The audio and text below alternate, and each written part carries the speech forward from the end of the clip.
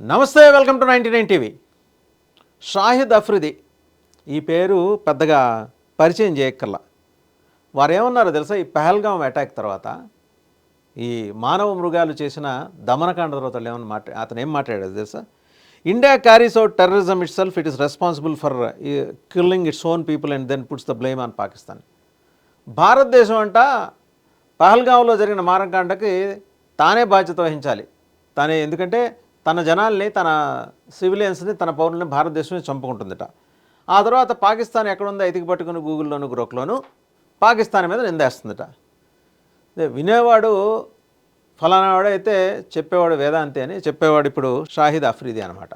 జనాలు ఎలా కనిపిస్తున్నారు ఈ షాహిద్ అఫ్రిదికి? అండ్ అసలు వాస్తవంగా అతను హైడ్ చేసింది ఏంటి? మరి అది కూడా మాట్లాడుకోవాలి కదా ఇప్పుడు షాహిద్ అఫ్రిది గురించి. ఆయన cousin Shakib was a battalion commander of Harkat ul Ansar that later became Lashkar-e Taiba. ముందు హర్కత్ ఉల్ అన్సర్ అని ఒక సంస్థ ఉండేది, తర్వాత అది లష్కరే తోయిబాగా రూపాంతరం చెందింది. దానికి వీళ్ళ కజిన్, అతని పేరు షాకిబ్, అతను కమాండర్. మరి ఇదేమంటారు షాహిద్ అఫ్రిది గారు? గౌరవనీయులు, మాన్యులు, పూజ్యులు, పెద్దలు, మీరేమంటారు దీని గురించి? అండ్ తర్వాత అతన్ని ఇండియన్ సెక్యూరిటీ ఫోర్సెస్ 2003లో అనంతనాగ్లో న్యూట్రలైజ్ చేసినాయి, అందరికీ తెలిసిన విషయం. ఆ తర్వాత mercenaries from Afridi tribe had invaded Kashmir valley in 1947. 1947లో కాశ్మీర్ వ్యాలీని ఆక్రమించుకున్న అఫ్రిది తెగ. ఈ సంగతి ఏం చేస్తారు అఫ్రిది గారు అని చెప్పేసి జనం మిమ్మల్ని సోషల్ మీడియాలో ఉతికారేస్తున్నారు. అయ్యా అఫ్రిది, మీరు క్రికెటర్ అయితే అయ్యుండొచ్చు కాక, మీ గురించి మా అసదుద్దీన్ ఓవైసీ గారు ఏం మాట్లాడారో అది కూడా ఒకసారి వినండి, వింటే మీకు అర్థమవుతుంది. शहीद अफरीदी ने ऐसा स्टेटमेंट किया है, भारत खुद ही अपने लोगों को मारता है और फिर बाद में हमारे ऊपर नाम लेता है। कौन है जी इन्हें? शहीद अफरीदी कौन है इन्हें? नाटक है क्या ये? छोड़ो ना, तुम क्या जोकरों का नाम ले रहे मेरे सामने? छोड़ो ना इन लोगों को। वो तो अपनी जान दे दिया ना। वो कहाँ देख रहा था कि मुसलमान हिंदू देख रहा, इंसान को देख रहा था। वो जान बचाने के लिए वो टेररिस्ट से वेपन छीनने की कोशिश किया, उसको मार दिए।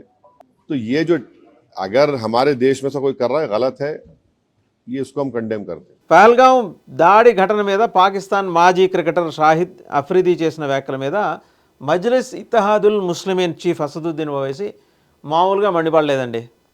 ఆయన అంటాడు అతను జోకరు, అతని గురించి మీరు నన్ను అడుగుతారేంటని చెప్పేసి మీడియా మీద ఎగిరేశాడు ఈయన.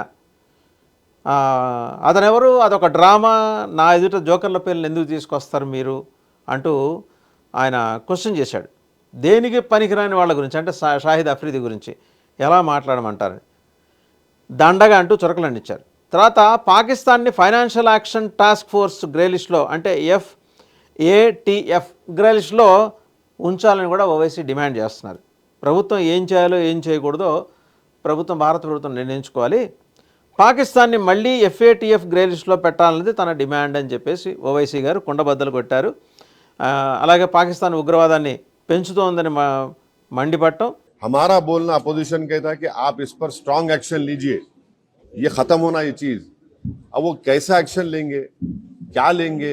गवर्नमेंट पे तो थोड़ा आपको तो उन पे छोड़ना पड़ेगा ना। ये मजाक है क्या? ये ऐसा गवर्नमेंट तय करेगी, क्या डिसीजन होगा वो तय करेंगे। मगर हम मेरा डिमांड ये है कि पाकिस्तान को फिर से FATF की ग्रे लिस्ट में लाना जरूरी है। फाइनेंशियल एक्शन टास्क फोर्स में उनको ग्रे लिस्ट में लाए. పహల్గాంలో జరిగిన ఉగ్రదాడి తర్వాత పాకిస్తాన్ మాజీ కెప్టెన్ భారత్ మీద విషం కక్కటాన్ని ఓవైసీ అడ్డంగా దాన్ని తెగనాడేశారు. ఇస్లాం శాంతిని బోధిస్తుంది, పాకిస్తాన్ ఉగ్రవాదానికి మద్దతు ఎట్టి పరిస్థితుల్లో ఇస్లాం ఇవ్వదని కూడా ఆయన చెప్పారు. పాకిస్తాన్పై నిందలు వేయకుండా ఉగ్రదాడికి సంబంధించిన సాక్ష్యాలు చూపాలని విమర్శించారు. పాకిస్తాన్ ఉగ్రవాదానికి ఇస్లాం ఎట్టి పరిస్థితుల్లో మద్దతు ఇవ్వదని కూడా ఆయన చెప్పారు.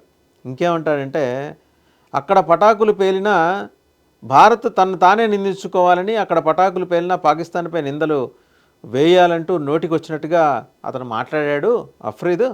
అలాగే భారత మీడియాపై అక్కసు కూడా వెళ్ళగక్కాడు.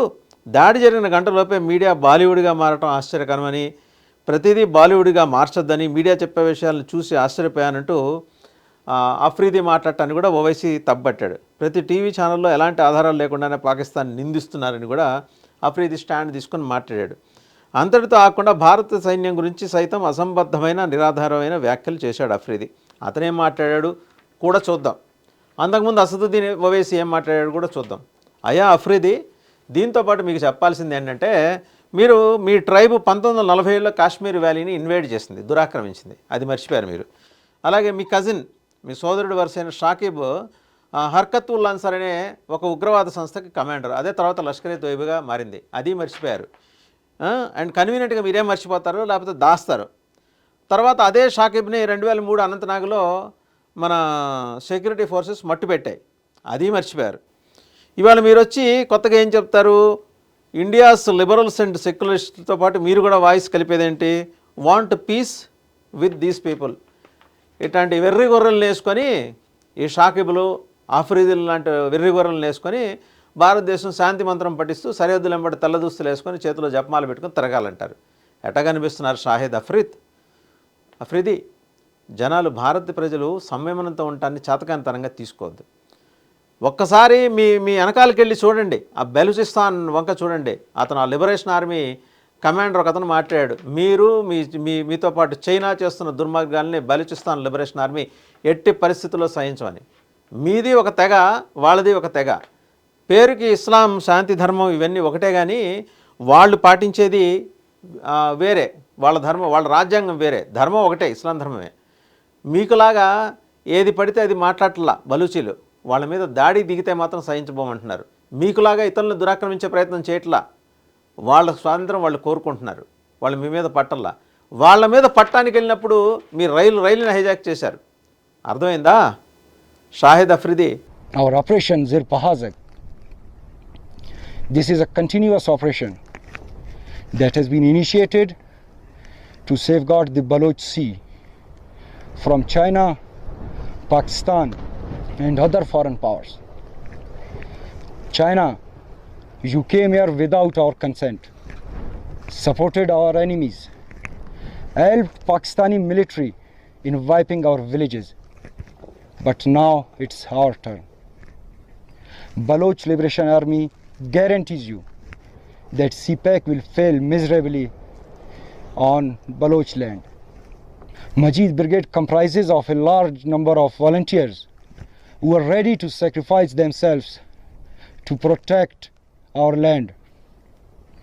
A special unit in Majid Brigade has been formed particularly to attack Chinese officials and installations in Balochistan.